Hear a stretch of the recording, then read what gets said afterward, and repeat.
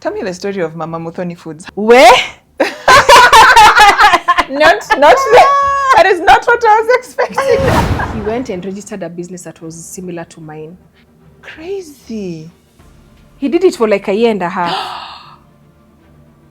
It really broke my heart, honestly. Like That it is really so broke my sad. heart. Like That a is- fear of success Oh. driven by self-doubt. But it took me very many years to realize I'm confident. I believe in myself. Yes. I am. But when I sat down to actually think, hiya, Am I? what's been happening, what has Yeah. happened in my life this last 7-8 years, where am I not finishing?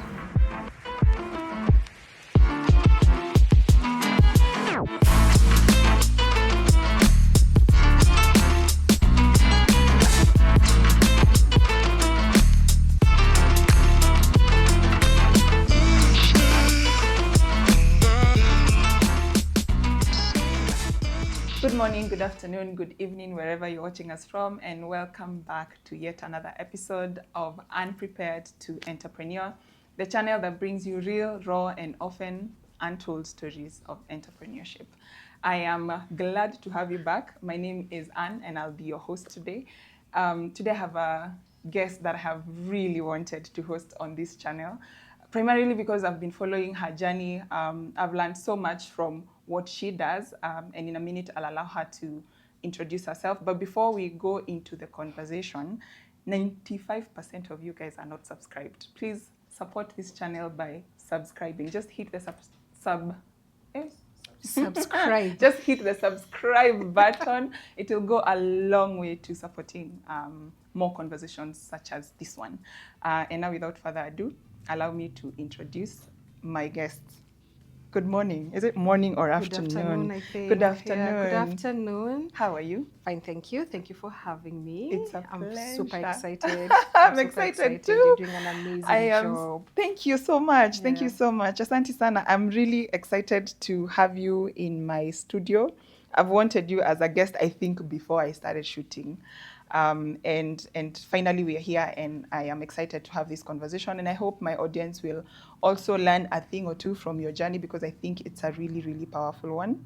So karibu sana. Thank you. Please introduce yourself. That's your camera. Hi, everyone. My name is Wangechi Kihara, or Mama Muthoni on social media.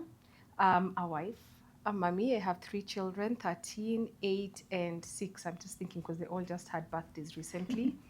A businesswoman. I run the Mothership Village, which is a maternal and pediatric care center. We take care of moms and their families from pregnancy into early motherhood. Our specialty is the first 1,000 days of life, including pregnancy. So pregnancy and 1,000 days after. We walk you through pregnancy. We have a midwife, a gyna. We have Lamaze classes. And then in the postpartum period, breastfeeding support, midwife support, night nurse support. We have a lot of support classes and support groups also that we can work with you.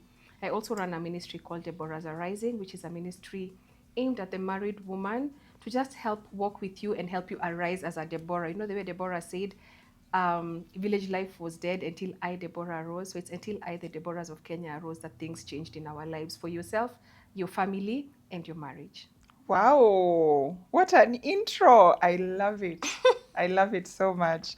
And do you know, long before you started, you set up the clinic, the Mothership Village clinic, I haven't been there. I should come for that massage you keep talking about, for sure. I've been following you, and especially since my pregnancy days, and I can tell you for sure you offered me personally a lot of support through my pregnancy, and sort of like taking care of myself and my little one when she came. And I don't know, I've never told you this. My daughter was hospitalized she was like 9 days old. And because I had watched so much of your content, I knew from day one, start pumping and start storing milk for the baby. And my God, because she was sick to a point she couldn't breastfeed. So you can imagine what that milk did for us. It was, so you've been supporting moms I'm even, glad. yeah, I'm glad. Even from the ones I way don't back even know that when. I'm supporting them. Yeah. Yes, yes, I'm yes. So glad. receive your flowers. Thank you. Thank That's you. a season that you really, Thank you. really helped me. Yeah, okay. So let's get into the conversation. Today we're talking about entrepreneurship as a journey. It builds you, it breaks you sometimes. Yeah. And so I think when we were speaking, yours is more on how self-doubt has sort of hindered you from, let's say, in the past, achieving your potential. And I think this is such a powerful conversation because I meet entrepreneurs or people who want to do something. They have that, you know, when you have that fire, there's something you want to do, but somehow you can't get yourself to even start. And when you start, you're too scared to even like bring your best self to the, you know, to be able to execute.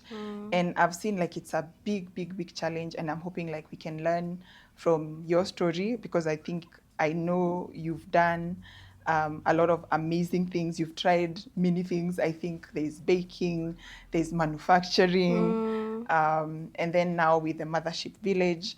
I think there's a lot to learn about your journey, but maybe just from where you're comfortable, take us through like where you started, how you started entrepreneurship, and how that journey has been for you to a point now you are now more confident in yourself and in the things that you're doing and in the value you bring to society. Okay. Maybe I can start as a teen. That's when I had my first business. I used to sell cookies from Pullman's Cookies. That store in town. Yeah. I feel like they had a different shop from where they are now, like somewhere near Odeon. No, they had a shop in Westlands. I've remembered a bakery in Westlands, somewhere near the mall. And I'd buy cookies for 5 bob, and then I'd go and sell them in school for 15 bob. And then at the Westland stage, I used to buy Hubba Bubba. I think they're still there. Some chewing gum for 15 bob, and then I'd sell them at 25 bob. So I was quite rich. Hey, your margins were good. Yeah, they were.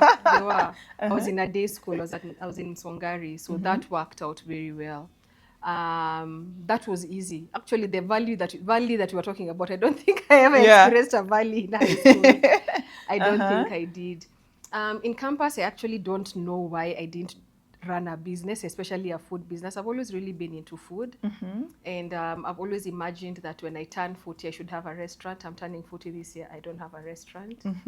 But I don't know why I didn't do a business when I was in campus.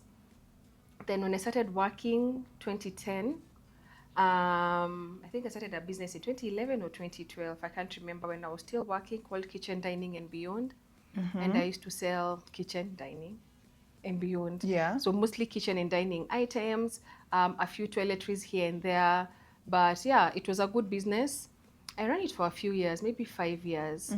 And as I was telling you earlier, there's no business that I feel I have closed because business was so bad. I got pregnant, and then I started wondering, oh, what am I doing? Self-doubt. How did you think to get into like the kitchen items business? Like, so let me go back to high school. I've remembered where I wanted to start with high school. My folks have always generally been in business. My dad was those government workers who they'd work in the government, but they were still running a very thriving business. Then my mom used to work in the UN, but had a side hustle where she started a tent business, and she also used to do catering. And then with the catering business, she started hiring out viombos, like cups, which she still does now, cups, and like everything, a spoon, a sufuria, anything and everything you need for catering, she has. So that's how it started. So when now I started working, in my mind, I knew my work life was not a very long one. My employed life was not a very long one. I knew that by the age of 35, I wanted to have retired from employment and gotten into business. That I knew. So now I started working maybe at 27 or 28. So I was like, oh, Mom, I want to start a business. She was like, okay, fine, get some money. Let's go to Dubai. We get some things. That's what we did. We went, I bought some viombos. I came back. I started selling to my colleagues. I started a page. By then, I started a blog called Foodie in the Desert. Oh, a blog. Yeah. Which year is this? 2012. Wow. Yeah. 2012, I started a blog called Food in the Desert because I used to work in the desert in Kakuma refugee camp. So it was just about my life, my experiences there, cooking. It was a lot of cooking. I love to cook. It's something that I find a lot of joy in. So it was easy to sort of get people. And then I also have a page on Facebook, which I'm not very active on, called Foodies Club Nairobi. So it was also easy to sell because now I also had an audience there. I see. Yeah, so that was my first now real business, kitchen dining and beyond. I ran that, yeah, like I said, 5 years. 5 years.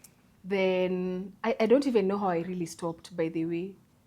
Because even when I was stopping, I had a bedroom full of yombos. Yeah? Yeah. I You just, don't know. you Yeah. just stopped? I just stopped. People were not making orders. What was You know, sort of business like is not going just on? about opening a shop. Yes. Yeah.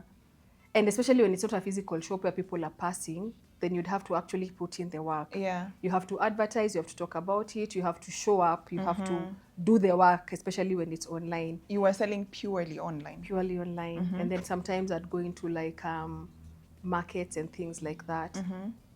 So somewhere there, I think around 2014, 2015, I slowed down. If you listen to my story, I have my story on my YouTube, the Mothership with Mama Muthoni. I had a very traumatic event that happened 2014 there, 2015. So after that, my self-doubt quadrupled. So during that period of 2014 now, between 2014 and maybe 2016, 2018, I had opened maybe 4 or 5 businesses. All of them I'm closing because, most of them I closed because the business was too much. The orders were too much. What? Yeah. That's very different from most of us. Yeah. From most of Kenyans. Yeah. Uh-huh. Yeah. So even with that, with the biombos, I think it got to a place where it was too much. Too much in terms of managing the orders? Yeah, managing the orders. I have to now look for an employee. I think the employee I had at that time was not good at marketing. Like, it was just a lot. So I stopped. I slowed down. Then I think, I can't remember the order, but I started a business for, like, an agency for nannies. I think that one I closed within 6 weeks. It was literally too much. Like, Draining. in a day, I think you it get could be. calls, I need. Yeah.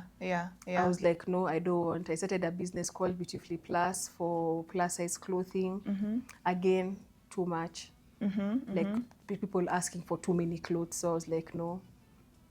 Like, a fear of success. Oh. Driven by self-doubt. But it took me very many years to realize that it was self-doubt and that I was having issues with success.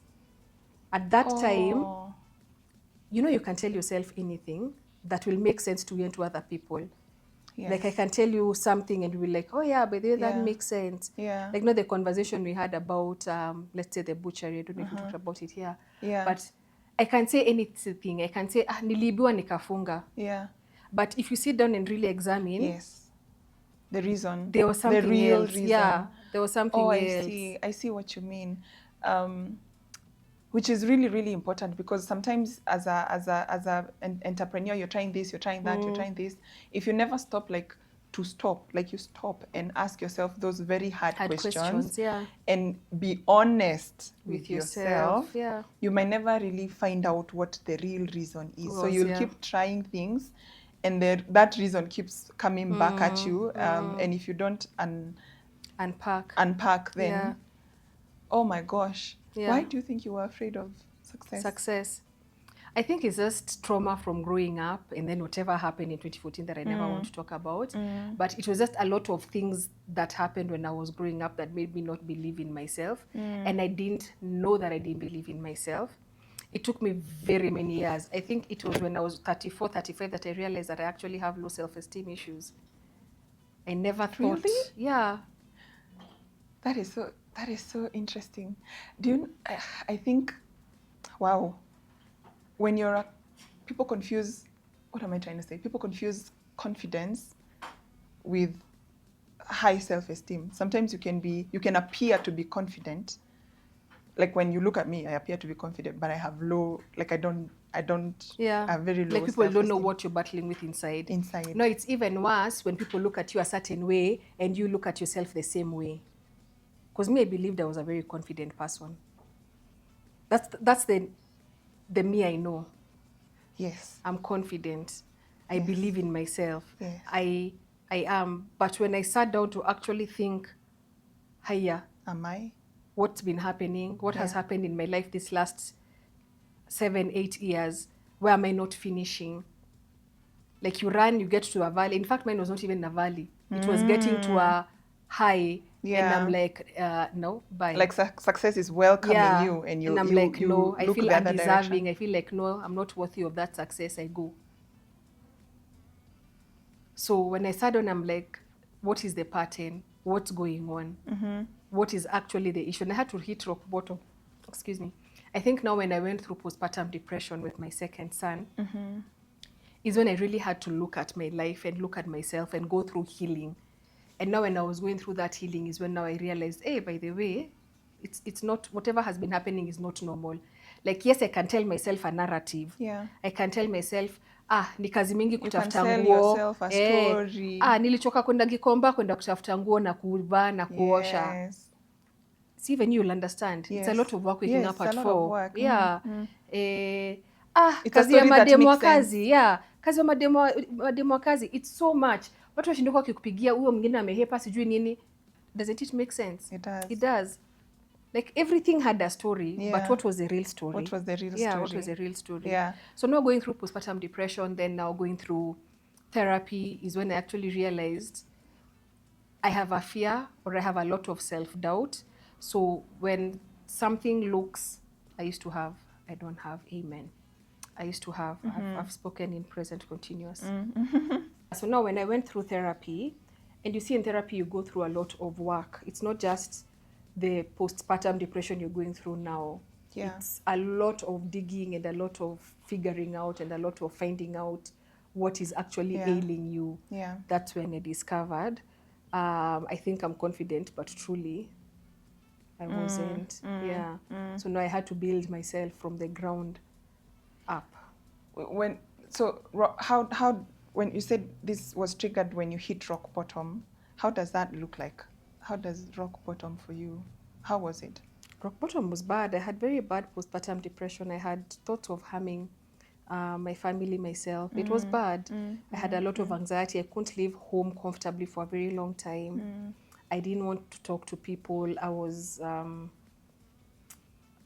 angry. I had postpartum rage. It was just bad. So now getting there and thinking, hey, I have to save my life. Yeah. I have to save my children. Yeah. I had to deal with a lot of things that happened. So how does it look like on the other side? First, how this therapy process, how is it for you, and how does it look like after therapy? I can't remember, it's such a long time ago. But at the beginning, during therapy, I used to cry. I used to cry a lot. But I always say therapy and Jesus is what saved me. It wasn't just therapy alone, because I also found God during that time. God found me. I found God, which God never goes away. So I went and found him again. You found him? Yeah, where I had left him, I guess. But therapy and Jesus is actually what changed my life. I started doing a Bible study. I started running a Bible study that time. That was 2020. Then I did therapy 2020. I think I did therapy for almost 3 years. Yeah. Not continuously always, but at some point it was even twice a week for a long time. And then I went to once a week, then into maybe twice a month, like that. I see. But I think the biggest thing that I got in therapy was finding myself and finding an outlet to learn. Yeah. The biggest thing I think I've learned from my therapist, her name is Grace, is the technique of self-soothing, like not needing somebody outside to soothe me when I'm feeling a certain way, or not wallowing, not I don't even know how to explain it. Yeah. It's really sort hard of to like explain. being able to regulate your usually emotions when babies, and be like babies are self-sufficient. upset, you bembeleza them. Yes, Now yes. just learning how to bembeleza myself. I think that has been my biggest takeout from therapy, and being able to, like, when I'm having anxious thoughts, remembering, oh, by the way, I can do, I should do. Yeah. So being able to walk by myself without needing her. external Yeah. or her. Yeah, without needing her to walk me through, I think has just been the biggest thing. I see. Yeah. So maybe just before you even tell me like how doing business is now after therapy, we could go back to like all the businesses that you started. When you reflect upon them, which one did you try the hardest, I would say? Maybe kitchen dining, but that was just maybe because of the longevity of it. Mama Muthoni Foods also, I put a lot of time and effort Mama into Muthoni it. Foods. Yeah. I still pray, it's still in my mind. I still want to come back. Yeah? Yeah, I still want to come back. I closed because niliibiwa, but again, if you really sit and think about it, mbona uliibiwa?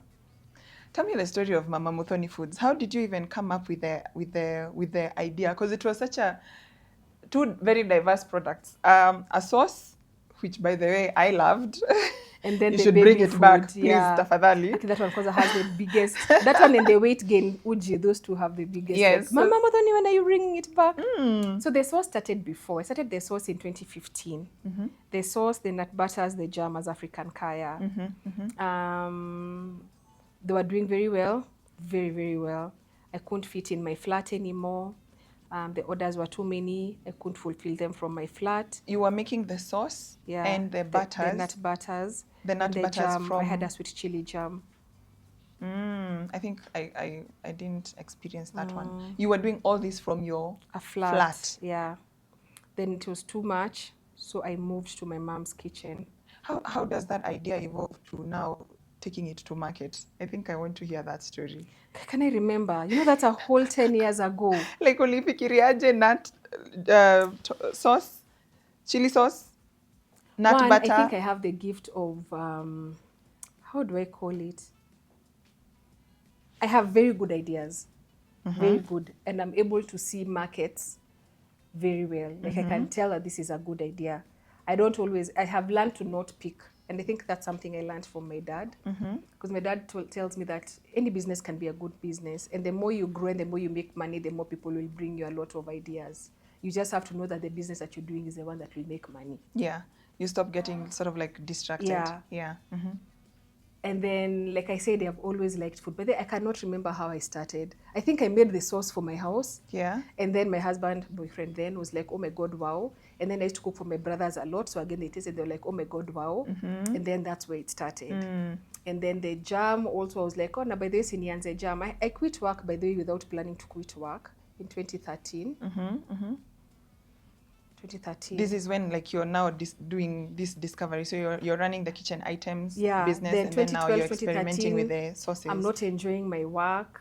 You know, the way you say that there must be more. Yeah, I was feeling like that. Like there must be more to life than waking up. As in, I used to wake up and cry in the shower. I'm like, what is this life? I'm not enjoying this at all. You're not enjoying it at all. My job was the same. Like morning to evening, you do the same thing. I could predict if I was there today, I would still be doing the same thing. And I was like, no, this is not what I want. So I took unpaid leave. Hey, youth is beautiful. Because I can't do such things now. I know. Adulting. Hey, youth is beautiful. So I was like, let me take unpaid leave. So I took unpaid leave for 6 months. Then I was supposed to go back to work. Sometime in November because I took it in April. So I called the office. I'm like, oh, by the way, I'm coming back next week. Kindly make sure that my house is ready. Because now when you're away, they can give your house to somebody else. I used to work for UNHCR. I called. There was this guy who was working in admin. He was not a nice person. I don't know if you get. Like not a good, he was not a boss. He was just not a nice human. Not a nice human. So when I called him and I told him that, he was like, okay, fine. Azindakwa no baya. But the minute I hung up, I was like, no, I don't feel like dealing with that. I wrote my resignation letter. Are you for it? You never went back? I never went back. I wrote my resignation letter. That's how I left work. So that was 2013 at the end. 2014 at the beginning, I think we went to China with my dad. Then now I had trauma somewhere there. So most of 2014 was me in depression and not even knowing it. Then now by the time I'm waking up a bit, that was 2015. Now then that is when I was like, oh, okay, now I'm fine, let's move. But you see, I didn't even know what was going on. Like you're just in a funk and you don't know that you're in a funk. I see that kind of it tends to happen when you're always on the move. Like when you're not stopping, when you go through a tough season and you don't stop, you just pick yourself up and you move. and Yeah. you move. So now I'm moving. I'm telling myself I'm okay.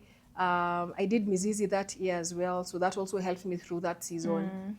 But I was in a funk, and from that time, there's a lot I couldn't do, but I didn't know.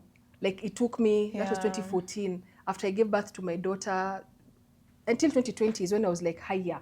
What is happening? Yeah. Then now to go back and notice, oh yeah, that's when it started. Like I was just, I'm moving, I'm doing this, I want to be seen. Like me, I want Wangechi to see that Wangechi is doing something, but there was not much happening. So 2015, I think now when I started now finding my pink again, is now when I started cooking again.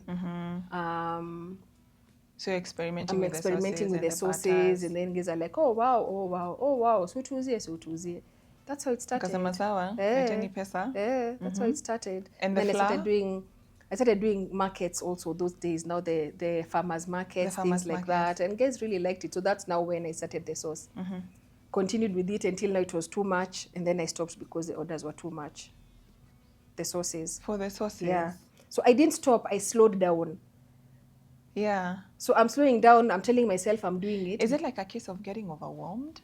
I think so. Because when business grows, it's overwhelming because it requires more of you. And then if you're not ready, you're not thinking of how to deal with it, you start taking steps back instead of forward to figure out how then you can serve that market. Yeah, I understand that overwhelming feeling. So at what point do you start doing flour? Flour was after now I gave birth to PC, 2019. I don't believe in ujis. I'm like, why are we giving children like a single grain that is not millet? Yeah, it doesn't make sense to me. I think that's the same year my husband pushed me to do nutrition and lactation, so that's around the same time. So 2019, I gave birth 2019. So around now the time I started winning PC is when I'm like, na by this tunaweza kaunga mboga.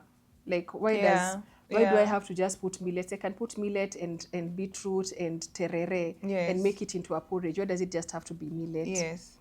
So I started experimenting. Then I was like, by the way, this is a whole business idea. It's a whole, and babies are always being born. Therein started Mama Muthoni Foods. So African Kaya became Mama Muthoni Foods. You married. They married into Mama Muthoni Foods. So now that's when I brought in the sauces, put in the unga. Yes. And that's where the unga started. Yeah. How was it? Amazing. I loved it. I loved the process. I loved the research behind it. I loved how much work I put into it. I loved the figuring out what works with what percentage of this should I loved it. I loved the developing of the product. When I started selling, people loved it as well. The market was ready, ripe and ready for it. Yeah. But I think now also with growth, I trusted some employees too much. I have come to learn one thing that I will not repeat again. Do not give one employee start to finish. Yeah. Expound. So I can't give you as an employee where I buy raw materials, where I buy packaging, where then you manufacture, then you distribute. You basically know the whole process. They're doing everything. Yeah. So it needs to be done by different people. And especially as you grow, so that now whoever is sourcing likely does not even know much about this other person.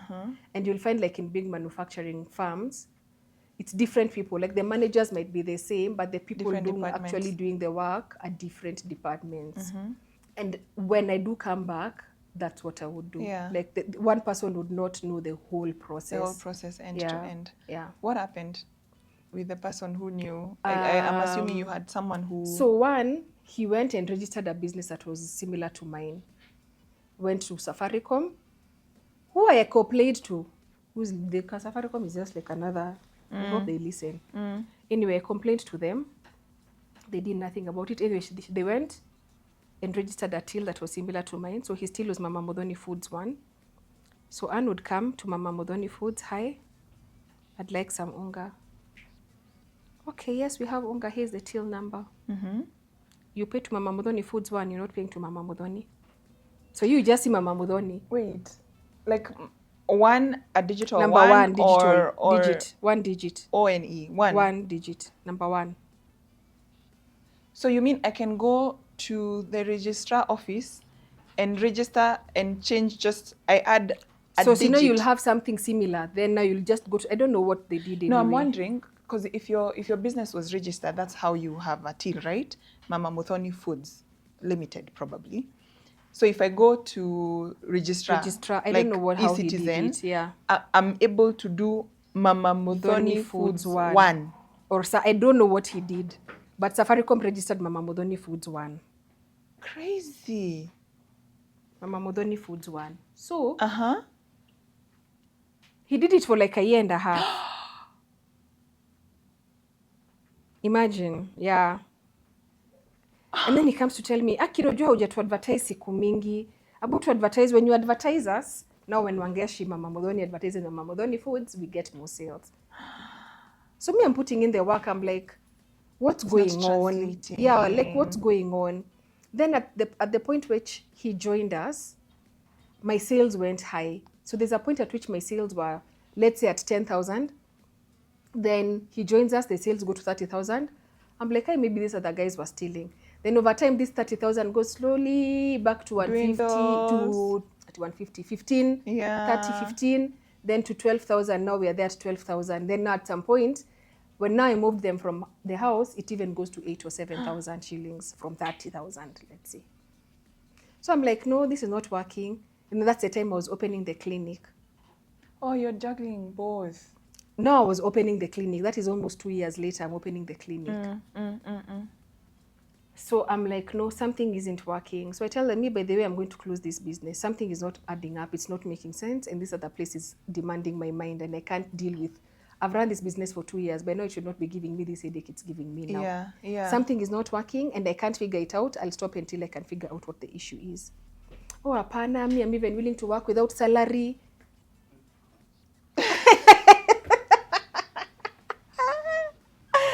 I'm willing to work without a salary. You just, kumbe, he wants me to work for him. Yeah, you're the billboard. Yeah. You're the one who's bringing in so customers. I'm like, no, it's not working. Let's just close even for a few months. So I announced in September. In October, November, I don't remember if I did a final call for unga. Anyway, in December. So this whole time you don't know. I don't know. I just You're know just something like, is not something right. is not right. And I need to figure it out. And you need to figure it out. Yeah. And right now I have this other thing I am doing. Yeah. Let me focus on that one first. We put a pause on this. Yeah. So anyway, I think God just works the way it's supposed to work. Because even before, when I really believe in the Holy Spirit speaking to us, I think even before when I should have closed and I knew I should have closed, I should have. Anyway, so December, a girl writes to me and tells me, hi, Mama Muthoni, is this your number? I'm like, yeah. So I'd left him with my work phone. See, we were going to come back to business. I left him with my work phone. After you've closed? I've closed. This is after closing? Yeah. So, he still has my Mama Muthoni Foods. Sometimes he'll run some errands for me. He was a really good employee. So I those thought. Ones? Yeah. Those are the ones that really get you. Yeah. So someone writes to me and tells me, hey, Mama Muthoni, is this your number? I'm like, yeah, that's my number. Actually, they sent me a message saying that they're having a last production for the year, but they sent me a till number that's different. Did you change your till number? I'm like, no, please send me the till number. It's not mine. She sends me screenshots. When I put on social media. I saw. It broke my heart. And when such things happen, okay, maybe I don't know about you, but me, I really question myself. Like, what is wrong with me? How? And I gave him, I got this man from the streets. He was a hawker, college graduate, begging for a job. I gave him a permanent job in August. In September, he was stealing. He had been stealing for the last how like long? a year and a half, almost 2 years. So he started stealing from you almost immediately. immediately. Guys sent you screenshots Yes, from September, and I gave him a job in June, April, May there, that was not permanent. In August, I gave him a permanent job now in the manufacturing side, because those days I used to run like a school. Then now when my kids joined school, I didn't want to do it as a business. It was a thing for my kids. Now my kids were not in school, I stopped it. So I gave him now a permanent job in August. September, he's stealing. It really broke my heart, honestly. Like, That it is really so broke my sad. heart. But you see, in all this, the question is, mbona unaibiwa? What have you not done as a business person? That's a good question to Yeah. ask yourself. Because yes, what they've done is wrong. It's completely wrong. There's no excuse about it. But as a business person, what are you lacking? What are your gaps? Yeah. Yeah. For somebody to run your business down to For a that point long. where, if let's say you are at 10, you are at 30, then you are at 40,000, and then you come back to 30, then you move them to a bigger space, and it even, like, now they're stealing. Goes slower. Yeah. Do you know how much he stole? No, in I didn't total? have the guts. You didn't total it up? I didn't have the guts. In fact, DCI told me to do it. I didn't have the guts. I didn't have the guts at all. And in fact, what really made me wonder is I put a few 100,000 like in June. By September again, I don't have money. So I was like, no, I'm not doing this. Yeah. Something is wrong, and I'm It's- not going it's to becoming bleed a anymore. hole. Yeah, I'm not going to bleed anymore. Because you can have a bleeding rate, but not that quick, and no. Oh But it my was God, because you God. see, if I didn't close, I would never have known. Oh my I would God. never have known, and I would never have been able to assess now myself as a business person Yes. and wonder, what mistakes have I done, and how do I Yes. not repeat them with Mama Muthoni Foods? How do I not repeat them with the Mothership Village? Any other business, basically. Yeah. Because that's a big, like, you can't go through experiences and not have. So Lessons. there's usually like an analogy. First of all, that has happened to me more than once. Different tricks. Different tricks, but sort of it has happened to me. And yes, you know, it shouldn't happen to any business, honestly, because you have invested so much in that yeah. business. Like, it's so painful. And one of those happened when I was actually in hospital with my daughter.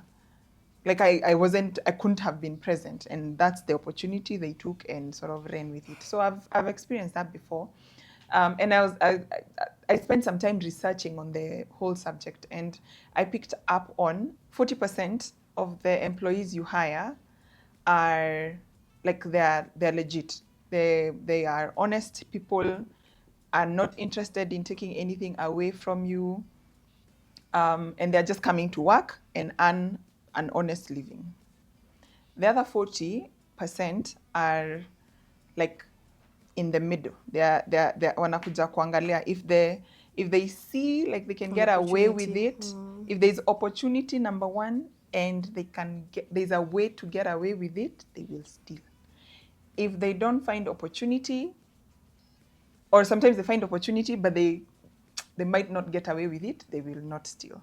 If they find both, now they will, you know, do a home run in terms of how much they can. Like, they'll go all out, which is kind of, I think, the case with your guy. And then there's the 20% whom, no matter what they do, the moment they report to work, They start to find a way they to steal. are trying to find loopholes. They're not here for the pay you're giving them. No. The moment they land like this, they're looking for ways to steal. So I think your guy was either opportunity, exploring opportunity, And he or was a bright person. I mean, if it was from like month one, he's just a thief, Yeah. basically. Yeah. But that is so sad. It was very sad. It was very sad. Did you pursue the case with the DCI? I wanted to, and then at some point I asked myself, actually we were discussing this morning with a few ladies, like, the way the justice system is in Kenya is so unfair. I didn't have the strength. I really honestly just did not have the strength. I went to DCI, I reported, they called him. I think that was it. Yeah? Yeah. And then I was like, no, it's okay. Let me tell you a story. Sorry, let me interrupt this conversation and tell you my story with reporting employee theft. So, different business. And this one, they were stealing as a clique. So like, for example, if you have 4 employees, they are all 4 in on it, and they are covering their trucks, everything. So it takes, those ones really take you a long time Or even to that one, I sort was of. doing it with my cousin. Oof. Your cousin? Yeah. Who did not have a college education, and nobody had given him a chance in our family. Then he went and gave my recipe to a competitor. It gets worse. Ah, I see she's still selling the sauces online. I told her to stop. But let me tell you, unajua ile kitu ya Mungu alalangi, and vengeance belongs to God. It does.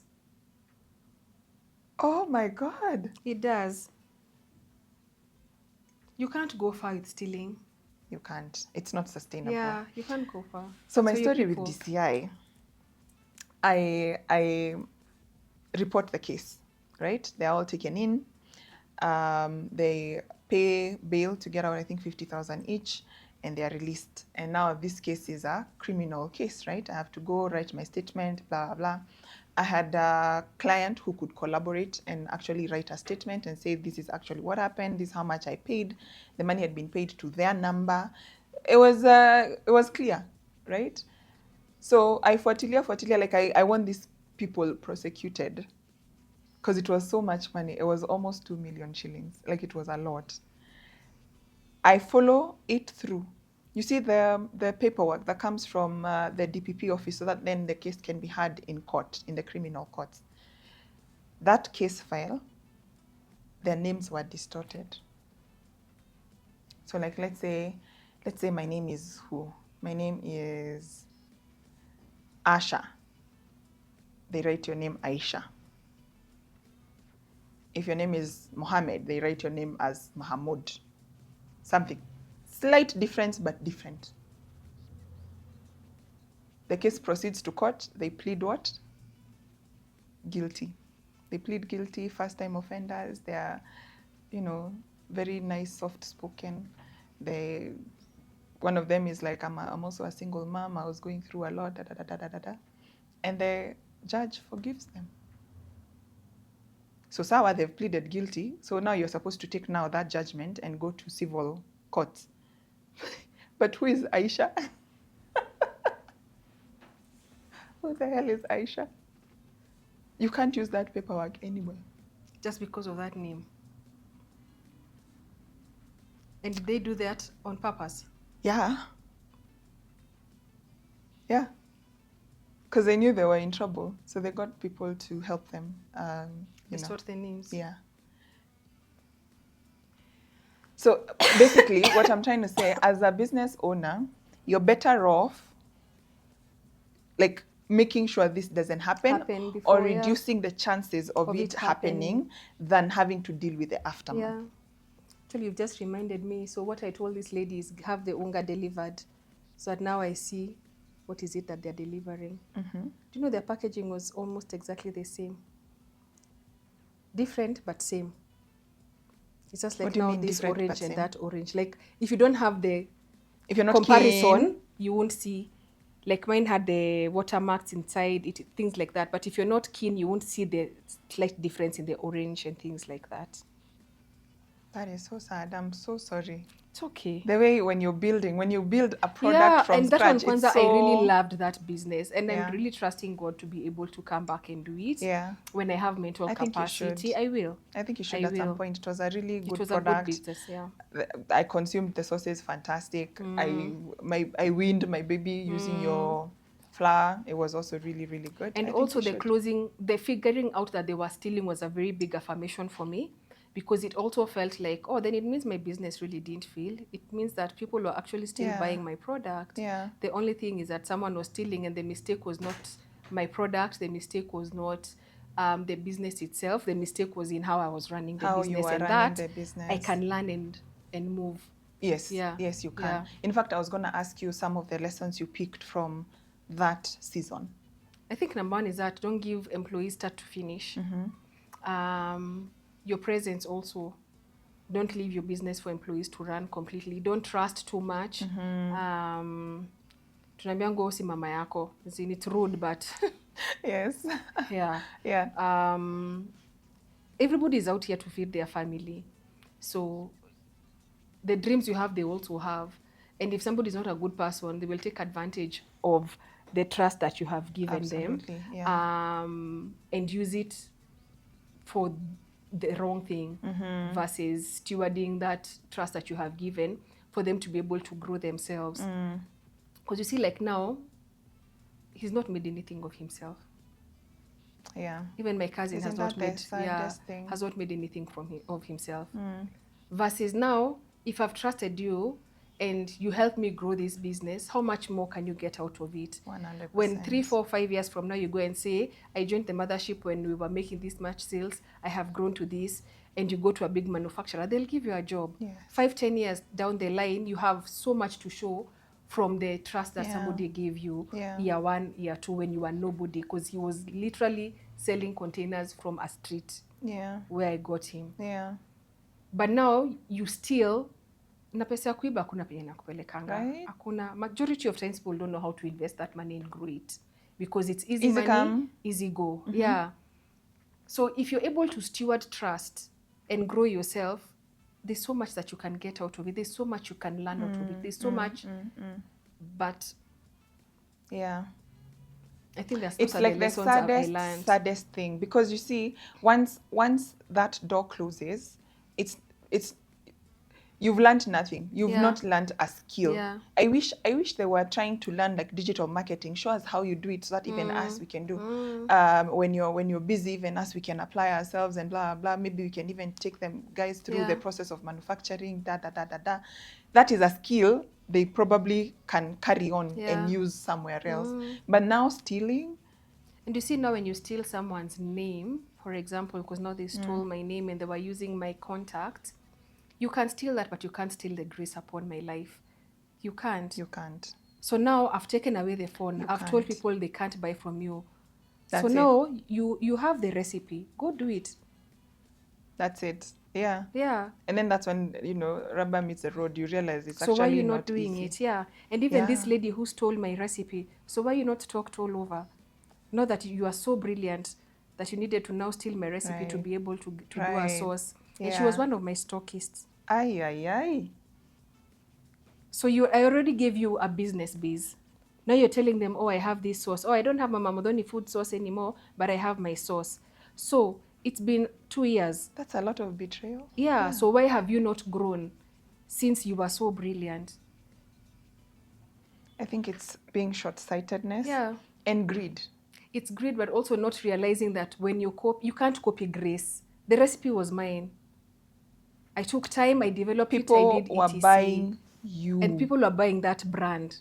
You. Yeah. Not, you can even call the same flour Mama Muthoni, Yeah. and they still will not Yeah. buy, because it's not backed up by you. Mama Muthoni. Yeah. And that's what I think people don't realize, and especially people who steal. Yeah. There's only so much you can steal, and stealing will only take you so far. You know, what I've told myself in like instances where this has happened to me, I just tell myself, listen, they stole money. Yeah.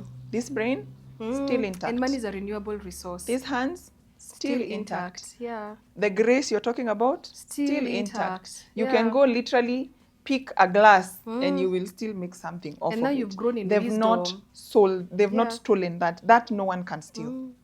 And you've grown in wisdom. And you've grown in grown wisdom. in wisdom. Yeah, as well. So I will come back. Yeah. Yeah. Can't wait. I can't Yeah. wait for And that. now I'm enjoying doing the Mothership Village. Yeah, I wanted to know now, Mothership came after therapy. Yeah. Or during. Or during? Yeah. During and after? Yeah, during and after. How has it been now, starting another business, a more healed version of you? Of me. One, I wonder. I think to me right now, I don't think there's a destination called healed. I think healing is a continuous process. For me, where I am right now in my life, maybe for somebody else, they have reached a destination. But for me, I think it's continuous. Yeah, healing is a continuous process. I feel like I learn myself every other year. Every other year, I'm like, oh, wow, I wasn't doing this right. Oh, wow, I'm now changing into this. And I think especially as I grow in my faith, I'm really learning so much about myself. And I feel like the version of me, my business is going to get 2025 moving forward is going to be a very exciting version. because now I'm more healed, if there's anything like Yeah, that. yeah. I'm more healed, I'm more settled, I'm more believing in who God says I am, other than what the world has told me that I am, or other than what life has told me that I am. I'm more conscious about my, what are they called? Like things that I'm not good at. What are they called? Things that you're not good at. Yeah. Your strengths And my weaknesses. and your weaknesses. I'm more aware about my weaknesses. I'm more aware of the things that I've done wrong in the past with my employees, with running the business. So now I'm doing things more consciously, more intentionally, more. I hear. I Yeah, am hearing you're every word because hearing, I feel like I'm yeah. sort of like in the same Yeah, space. so I'm more, basically. And it's also exciting because I'm turning 40 this year, and people say life starts Yeah? at 40. So Which month? August. Nice. Yeah. Which day? August 4th. Fourth. Natumia Oh, maua. I thought labda you share a birthday with my daughter. That would have been Hers so is cool. August what? 14th. 10 nice. days after Nice, yours. yeah. Yeah. August 4th, yeah. Happy 40th. Early 40th. Bado sijafika. I'm still Haujafika? young. Tuningoje. Sawa. Ngoja. Yeah. Yeah, but I'm very excited about the version of me I'm becoming. Yesterday, a friend of mine who's a pastor was sharing that you don't become, you already were. That when Jesus was born, when Jesus was born, he was already born a king. And she was saying, she's called Pastor Mary Dawn. She was saying how when Jesus was born, people didn't take to him dollies because they already knew he was a king. They took for him frankincense and myrrh because he was already a king. Yeah. So when you're born, God has already written down the things that you are. So you already are. That You're is not so becoming, powerful. right? I'm like, gosh, Pastor Mary, you need to make this a whole sermon. Pastor Mary Dawn, look for her on TikTok. You don't become. You already are. Yeah, you already are. Yeah. So I feel like I'm becoming, but basically I already are. Yeah. I already am. I Yeah. already are. Yeah. I already am, but I'm now just discovering, oh, so this is who I am. This is how I can be. This is... And you can see her clearly. Yeah, and it's beautiful. I'm loving it. Yeah. I'm loving it. Even from now, there's a business standpoint, there's a me standpoint, there's a mom standpoint, there's a wife standpoint, there's a ministry leader standpoint, but it's all really just merging and working really well. Really well. And being intentional in how I do things, being listening more than I speak, not being as abrasive. I don't know if I was abrasive, but I was something. Has really helped me learn a lot more. I also did a course this year called the Purpose Leadership Forum. It's by Apostle Angie. It's a 12-week course, I think, and it's a leadership course based on the Bible. It has also really opened my eyes a lot. I've also really grown in faith, and there's so much to learn from the Bible about running a business and life. So also being able to apply that and asking God, how do I do this? It's honestly really, I feel like the version my business is going to get 2025 moving forward is the best any other better, business has ever seen. Yeah. Even that the Mothership has seen. Yeah. How has the journey been like to getting to, because you see the Mothership. Sijali kizungu ilikuja na meli. There is my Gikuyu showing. The Mothership is such a unique business. At least I find it really, really unique. I before you, I don't think I had ever heard of a lactationist. Is that what you call them? Lactation specialist. Yeah, lactation specialist. And maybe they exist because also before you, I wasn't a mother. There's some topics maybe, things don't find you because you're just not there yet. But I find it like such a unique business. How did you even land there? I want to know from... The Mothership Village was my husband. I think that's what I would say. So I started the Mothership as a column from my blog when I used to do food blogging. So it was just a column. When I got pregnant and I used to write about, I'm drinking so much water, watermelon helps me with headache. Then I started talking about postpartum. And then in postpartum, I struggled a bit. I think like majority of moms, thinking and feeling like I'm the only one who's struggling and everybody else is okay. And when I started writing about it, I realized, siko peke yangu. Majority of us are in this funk. Majority of us are feeling like, what is this I've done? Majority of us are like, guy, life was so good before this child. Because those are things you don't want to articulate because you'll feel guilty and everyone's telling you, be grateful. Yes. You can't say it's a lot. We are not allowed. You're not allowed. Because otherwise, be grateful.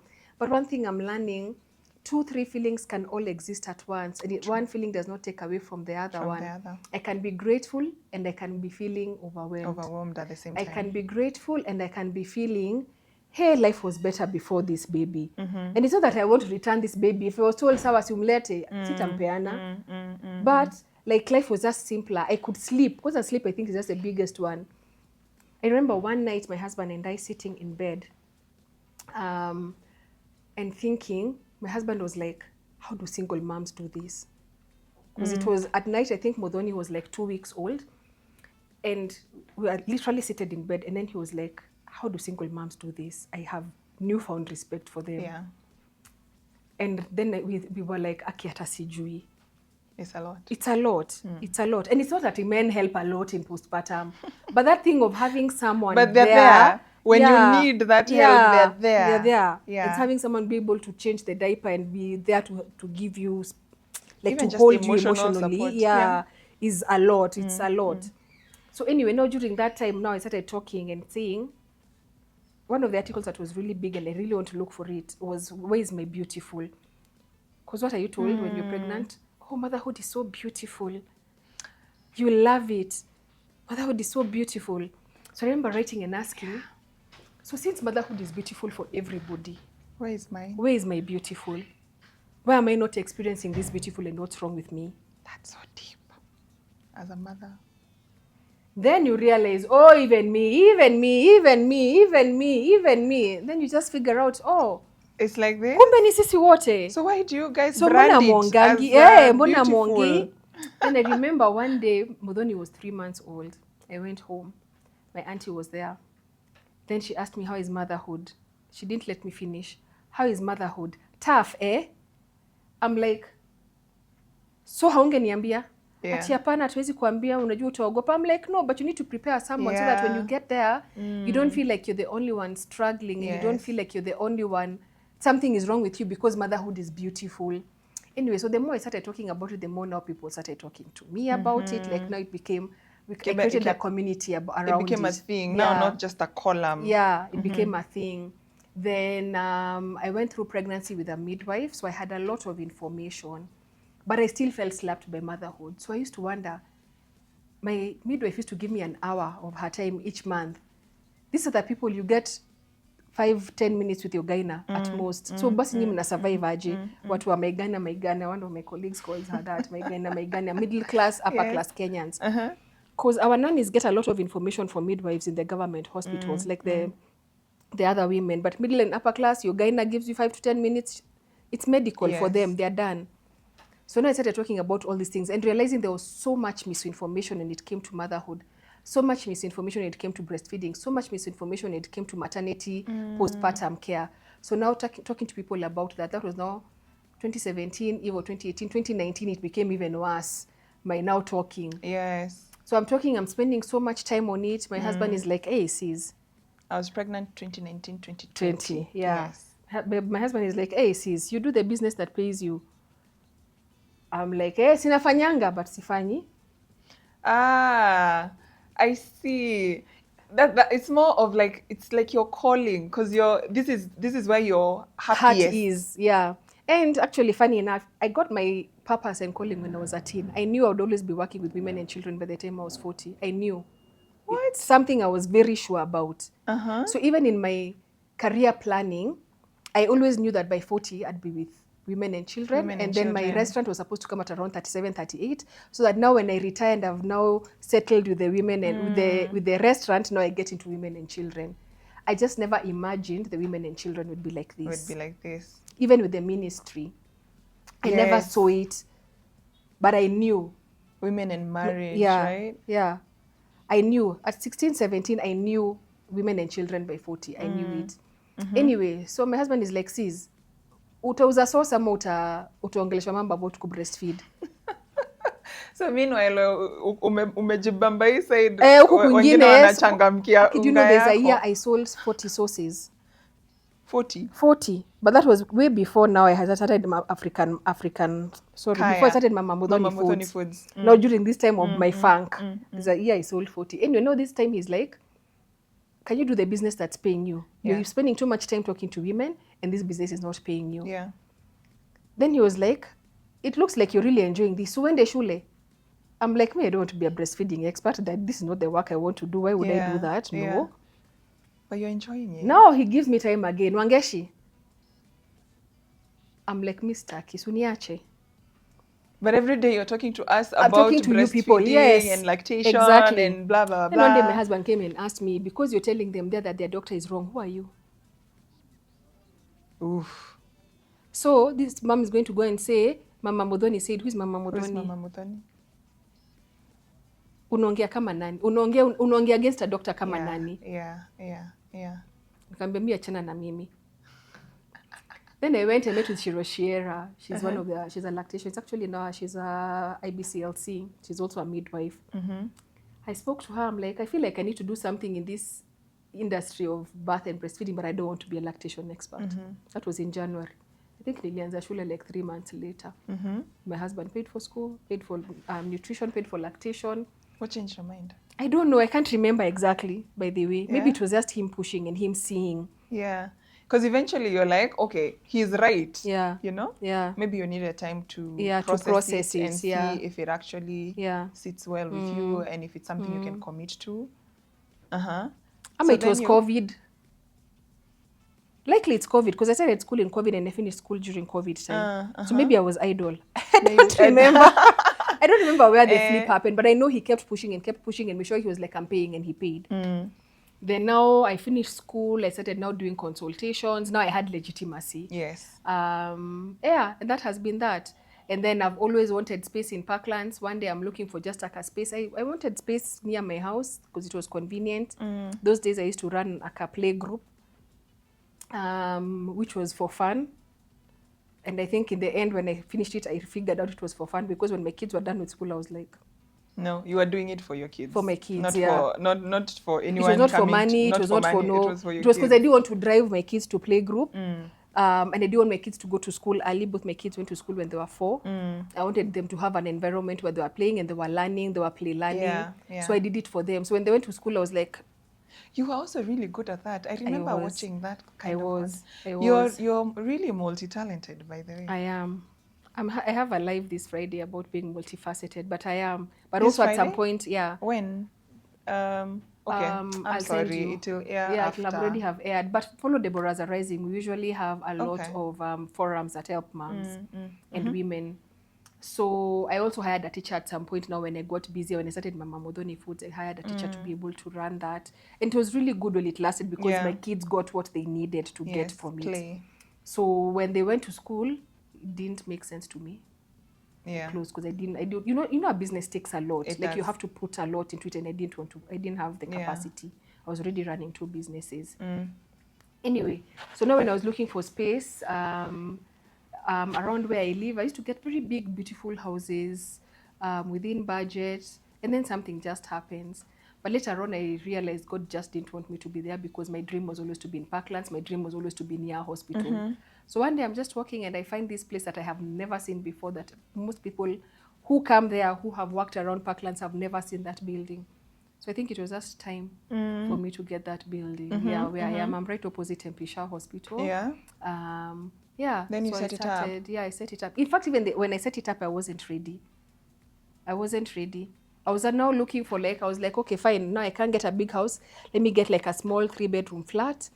And I start from there. Then I'll be in Parklands, because my dream was always to be in Parklands, because Parklands is basically a hospital district. Then later on, I'll get a bigger space. But now when I got this place, I was like, bingo. Jackpot. So you start. I start. How has it been? Where? That is not what I was expecting. Not the reaction I was expecting. What were you expecting? You say the way? Well, now that you've given me a few seconds to think about it, I guess every new business sort of takes their graph is like this. So there's a lot of learning before then you can start sort of feeling and experiencing some growth. But how has it been? As in, I think apart from the way, I enjoy running the Mothership Village Yeah. for the most part. I love that it's well within my purpose. I love that it not only brings income, but it makes a difference to society. I love that it makes motherhood easier. It lifts the load that the mothers who go through the mothership For don't have to many. experience what I experienced and what many other people experience, because we help them carry the load. So I love that about that business. Being a technician, because I'm basically a technician. Yeah. When I say technician, for those of you who have not read the E-Myth, please read the E-Myth. Then it makes running the business a bit hard, because business is more than being the technician. Yes. Yeah. Like you have to do so many other things. Your service could be fantastic, Yeah. great, fantabulous. That's just Tip of the iceberg. Yeah. And you see, my business can also not grow on me being the technician. No. Yeah. So many other things have to happen.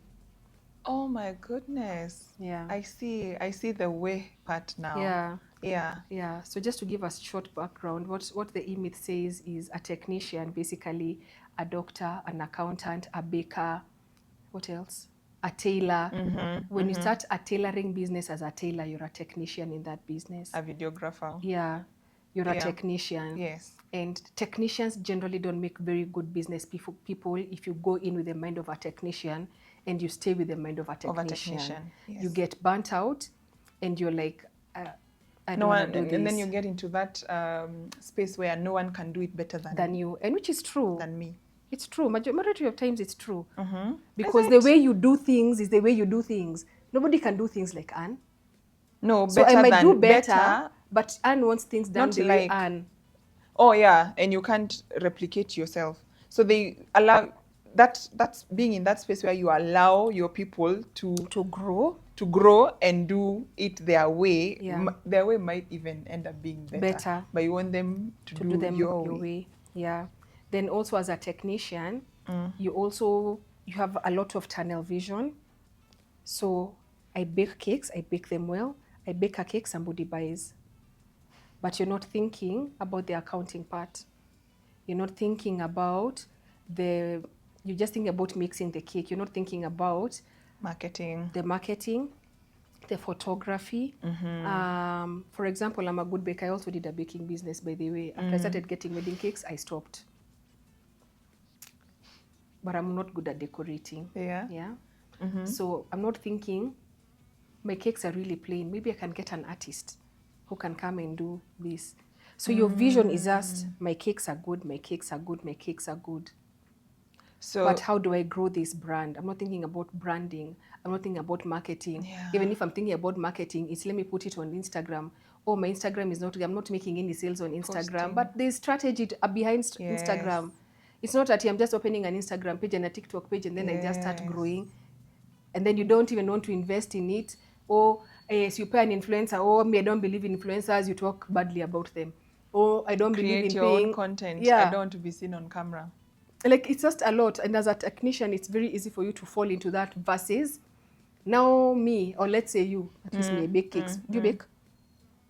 I'm a very poor baker. So now if you open a bakery, the other day that got burnt. If you open a bakery, you're much more likely to grow that business faster than me. Really? Yeah. Because you're looking at it as a business. You don't really have feelings about the cake. I see. My emotions are in this check. Is a business. It's not it needs to make money. It needs to make money. It needs to work, and it needs to work a certain way. My books need to look a certain way. My marketing, my branding, like you go in as a business person. But when you go in as a technician, it's very different. I've given background about the email. Yes. So now the mothership, I'm the technician. You're the technician. I'm the technician who's now trying to also be the business person. So it's not as easy trying to balance between both. Then also I'm a technician who is an influencer. So people see Mama Muthoni and they come and ask for Mama Muthoni. And that was really a big problem at the beginning. So now trying to empower my team and tell them, no, but I have other people who can see you. I have other people who are really good. Also took a very long time. But I have really amazing staff. They do such an amazing job. I've really empowered them. And I pray one day they'll be better than me. But they do a really, really good job. Yeah. Wow. I did not see that angle where you're the technician. But wouldn't you say like your experience in the other businesses you've run to this point, that the experience has sort of helped It with has. the mothership? I think it has. And I think also growing up with parents who are in business, I learned a lot. And you see, learning is not classroom, somebody telling you do A, B, C, D. It's what you see, it's what you hear every other day. So that has helped. But also remember with the others, I didn't go through the motions. So at some point, my experience, my personal experience comes to an end. And I now have to stay through valleys, through winds, through everything, and now learn, especially the different aspects. Like now I'm not very good at marketing and branding. So now that is something I have to learn. And it's, I think, my learning thing. Leadership is also something else I really want. I'm really working on leadership. I'm really working on understanding what is marketing, because marketing is not just Mama Muthoni saying, oh, hi, hey, Mama Muthoni Foods. No. There's a lot more that goes into marketing. There's a lot more that goes into branding. There's a lot more that goes into advertising than just meets the eye. And you see, now as a technician, you just imagine my business should just work because my product is good. But no. Even when it comes to customer service, customer service is not just picking the phone and saying, hi, welcome to the Mothership Village, how can we help you today? What else is that? What else is going into that conversation? When that conversation is over, how is the follow-up being done? When the consultation is over, how is the follow-up being done with this person to ensure that they are doing okay and that the services were good? Like giving personalized services, basically. Once the nutritionist, who's also the lactation specialist, let's say, is done with the consultation, how is she giving customer service after? And then as a business, do we have enough data to know that this mother gave birth on this date, so on this time she's likely to be struggling with sleep? So now we contact her and tell her, oh, by the way, we offer sleep support. But you see, as a techie, I can't see all that. As a technician, let me not say techie, as a technician in my business, in your business, I'm not able to see all that and think through all of that. And that is what is needed You're just to thinking about scale. the service. That is what I need to grow the business. Absolutely, I get it. Wow. So that is the way. Because the running of the services are fantastic. We do an amazing job at the Mothership Village. You should try us. Yes, you should. You should try us. But now they now learning to scale and being intentional about it and thinking, okay, fine, I might not be good at marketing, but I can come and speak to Anne, who's good at marketing, and she might give me some insights. I might not be good at this, but I can speak to somebody else, or I can watch this podcast and I can learn from here. And then when I apply, it's also knowing that, what I was telling you earlier, that valley. So just stay in power, because even if I stop this business, even if I go to another one, same process. But then the only thing that doesn't have this process, I was thinking about this about a year ago, the only thing that does not have this process is motherhood. Maybe. Like now where I am in motherhood, if I decided to be a full-time mom, hakuna process ati naenda through the valley of the shadow of death, and then now I feel I'm like if you decide to be a new mom, I might, But now where I am right now, if I decide to be a full-time mom, I wake up, I always cook for my family these days. I wake up, I cook for my family, I make sure they've gone to school, I drop them, I pick them. That one I won't go through the valley, but anything else I decide to do, anything else new, I will go through the same process. True. So it's about now tarrying through the process and learning the things that I need to learn, and hiring, because now that's the other thing. You don't have to learn everything. Get people. You can get people, or some things you can even, I can decide. There are things which, let's say, I have to learn. Like maybe branding, I might have to learn because also of my brand, Mama Muthoni Foods. But I can also decide, I don't really want to learn about advertising and meta ads, because for me, I find them to be very hard to understand. So I can hire somebody for that, because that's a weakness I have, and I don't feel like I want to learn. So when you look at yourself and you look at your strengths, you're like, okay, these are my strengths. I don't really have to put much in it. These are my weaknesses. Am I hiring or am I learning?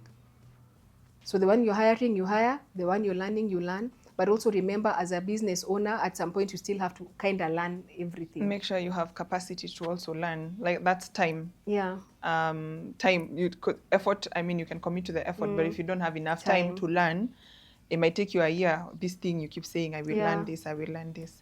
Time and mental capacity. And mental capacity. Because you can have time, but sometimes your life is so full. A lot is happening. A lot is happening. Yeah. You've allowed a lot of emotions to run your life. Especially as women, we really allow a lot of emotions to run our life, and emotions should not be running your life. It's okay to feel, but the feelings should not be running you. Yeah. Even the Bible says, hold captive your thoughts and hold captive your feelings. There's no reason why you should be running your life. But if you're in a space where your emotions are still running your life, you don't have capacity. You don't have capacity. Or maybe there's a lot on your plate, so you don't have capacity to take on, let me learn how to do Facebook ads. Yeah. Wow. Has the service business been different from product? Because I feel like you've done product, and now this is service. Yeah. How different has it been? I feel like service industry is a bit easier. Easier? Yeah. I think because there's no stock. You're not managing inventory. Yeah. And people are not coming to steal. Yeah, it's a bit easier. You can still be stolen from. You can. Yeah. But it's a bit easier. It's a bit easier. The cost of goods is not as high. Like there's not, okay, maybe it's as high. That's not a good example. Yeah. But when you look at, there's no cost. When I'm doing cost of goods, I'm not putting there unga, salt. Yeah. I hear you. Yeah. More it's, if you get your personal brand right, I feel like everything else flows. Like there are no glitches. But when it comes to products, I mean, if you don't have a production manager, your production manager does not come to work.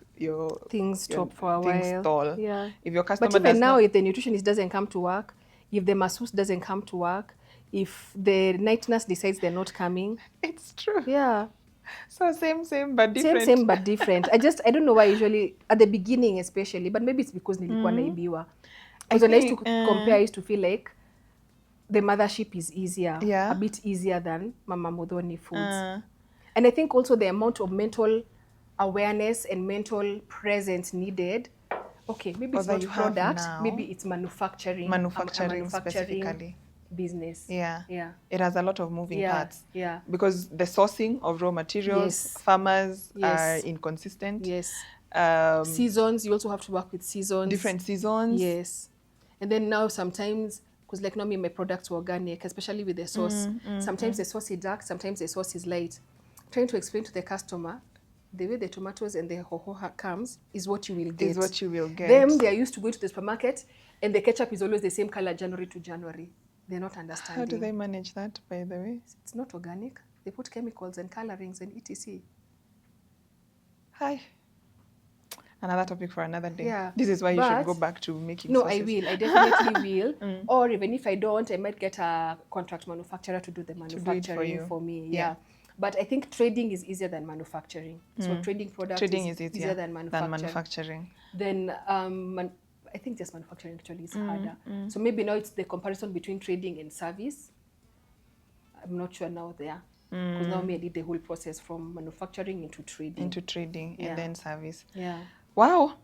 We are very proud of you. Like Thank we've you. seen you thrive. You know, you documented like your whole journey from when you were in school back in COVID time. Yeah. I think you got your first certification. There has been a couple of other certifications in between to when you got that space, and you've been like taking us through and with you. And obviously now that I'm in entrepreneurship, not a new mom, new. You helped me enough. Now my daughter is almost turning 5. But like for entrepreneurship, like I've been following you and I'm like, I like this business.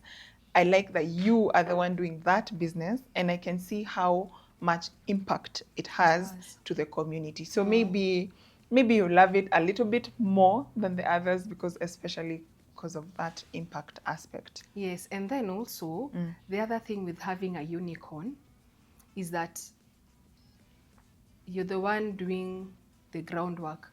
So it's not the same as starting a butchery.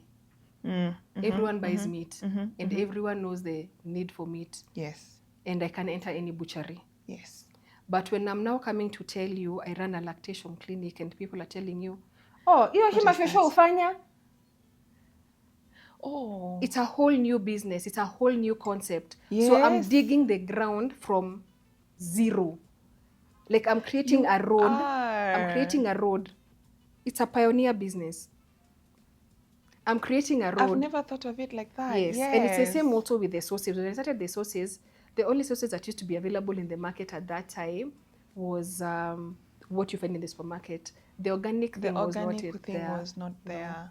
So even now, the butters. Yes. Organic, but I mean, you know, sometimes they tell us it's organic, but is it really? Is it really? Okay, but at least it didn't have chemicals. Because let's say now maybe the cashews, I don't know whether they had chemicals or not, like the No, I'm talking about the ones on the shelf. Even the sauces that have the same shade of red, they say they are organic. It's not possible. Yeah. It's not possible. It's not possible to get the same shade of red. That's because tomatoes are different. Tomatoes are different. Hohos are different.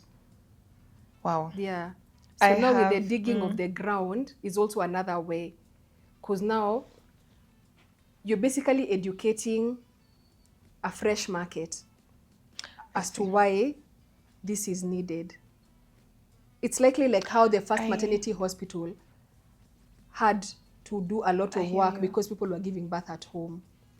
And it's not that moms are not struggling. Sorry, I keep interrupting you. You keep wanting to talk. And it's not that moms are not struggling. They're struggling, but they don't want to pay for their service. They'd rather spend 70,000 on formula than pay 4,000 for a consultation. That will likely save them the 70,000. Because they're like, lakini si niko sawa. Ama, the economy is so bad, I don't have money to pay for this service that is 2,500. For me, it's 4,000, but we generally it's 2,500. So I don't have money to pay this 2,500, but I'll buy formula. And I'll buy formula, and the more formula you use, the more formula you use. It's a cycle. The more you the more you use, the more you use. Like when you start, by week 4, what you started with is more. Yes, for sure, because your baby So is within growing. the 6 months or the 1 year, you've spent so much. At 6 months, you're like, I can't afford this anymore. Can I use cow milk? But all this would have been avoided by one simple consultation at 2,500, or with you having a prenatal consultation before you gave birth, or you joining our classes. So you say this is next week. So right now we're having a sale this month for most of our products. You can come and check. But having like now the breast milk increase class, it's 3,500 shillings. On sale, likely it'll be around 2,900. At some point, even it's going to be 1,500 this month. So spending, let's say, that 3,500 shillings on a class, it saves you 70,000 and saves you so much heartache and so much stress that comes with, I don't have milk, what am I going to do? I don't have, formula is so expensive. It saves you so much. But because it's a new service, you don't see the need, but you have a need. I hear you. It's almost like you're introducing a problem I never thought I had, and therefore I had not considered any solutions that could solve that problem, and at what cost. Yes. So your work is slightly harder than let's say if I knew already I have a problem and I'm just looking for a solution. Actually, you know you have a problem. You just never thought there'd be a solution to this problem other than what Big Pharma has sold you for formula.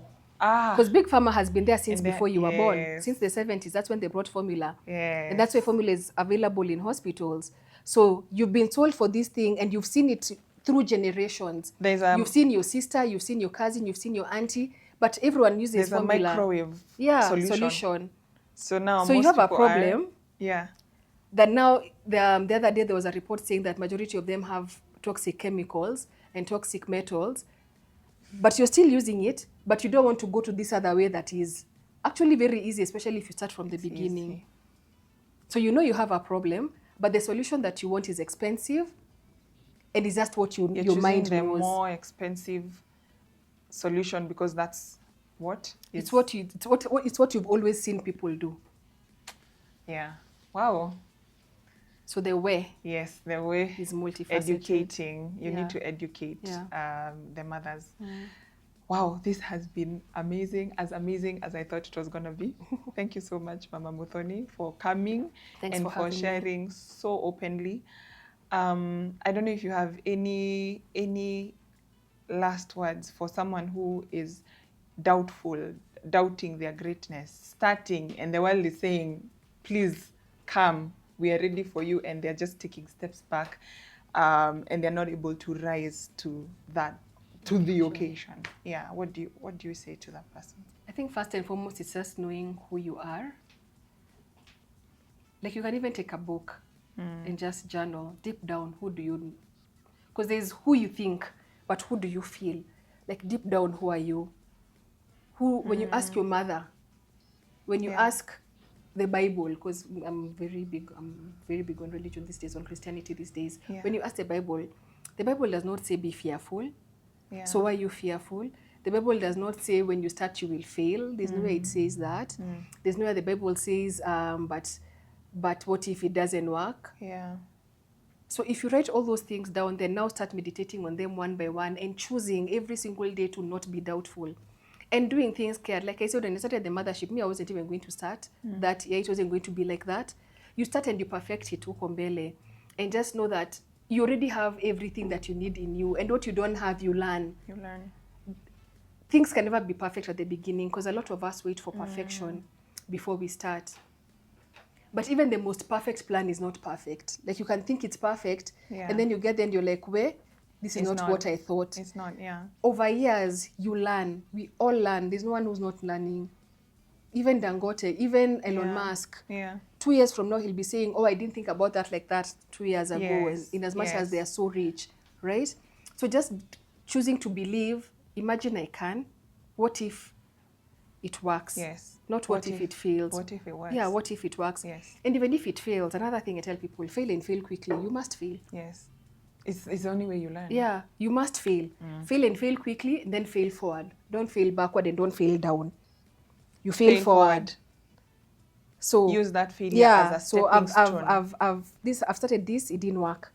And sometimes even you fail severally in the same business. Oh yes. Yep. So I've tried this, it doesn't seem to be working. I've tried this marketing thing, it didn't work. I tried this influencer, it didn't work. I tried this service, it didn't work. I really feel like this service is good. How can I advertise it? You turn this way. Okay, even this is not working as well. You turn this way. But always keep moving. Don't be stagnant. Yeah. And another thing I tell people, you can never find clarity in the middle of chaos. So if your mind is feeling like this, especially as an entrepreneur, you will never make good decisions. Unpack. And you will never be able to move forward. Stop. And most times people are like, oh, but I won't make money if I stop. But you're not making money now that you're like this. We share a friend called Lucy. And Lucy was here another day and she said, every entrepreneur needs a therapist to all those emotions.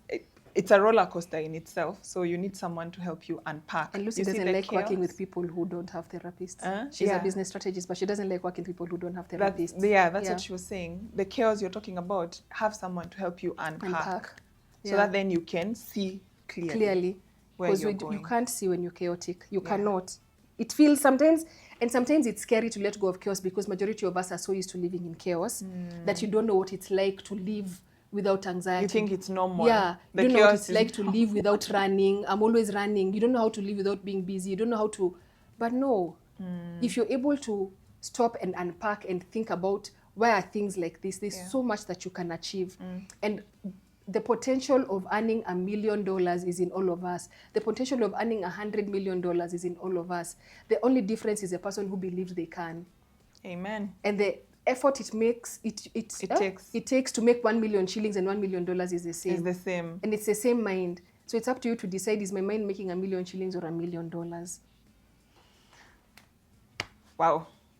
That is such a powerful one. I want to leave it at that. Yes, please. This has been such an amazing conversation. Thank you so much for coming.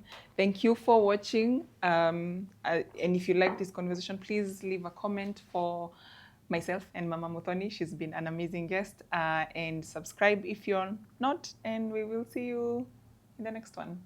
Thanks for watching.